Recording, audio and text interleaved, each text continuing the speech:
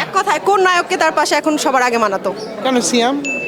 18 বছর বয়সে যে জিনিস রিজেক্ট করে ফেলেছে সেটা এখন এই বুড়া বয়সে এসে হ্যাঁ বলার তো সুযোগ নাই। অবন্তী আপু, আপনি তো কোরিওগ্রাফার। অবন্তী আপু আজকে যে আউটফিটে আসে, যে লুকে আসে, তাকে একজন কোরিওগ্রাফার হিসেবে আপনার চোখে কেমন লাগছে? 100 কারণ ওর গেট আপ ও বুঝে, জায়গা বিশেষ কাপড় পরতে হয় সেটাও বুঝে, সেটাই করেছে আজকে। আচ্ছা, এক কথায় কোন নায়ককে তার পাশে এখন সবার আগে মানাতো? কেন সিয়াম? মানে কি already I live with a নায়ক। আমার মজা করেই করছি থেকে উঠে একটা নায়কের সাথে ঘুমাতে যায়, একটা নায়কের সাথে আর কাকে মানাবে? সেটাই বললাম, সিয়াম ছাড়া এটাই, কাউকেই হবে না।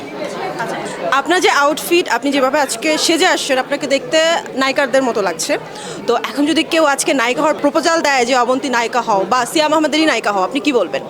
18 বছর বয়সে যে জিনিস রিজেক্ট করে ফেলেছে সেটা এখন এই বুড়া বয়সে এসে হ্যাঁ বলার তো সুযোগ নাই। সে নিজেকে বুড়া দাবি করছে। আপু আসেন। কে? না, ও সুইট 16। আপনি কি বুড়া? না না, অসম্ভব। বুড়ো হলে কি? 16? হ্যাঁ, আমরা টিনেজ। মনটা বড় থাকলে সব বড়, হাসি খুশি থাকলে সব কিছু পাওয়া যায়।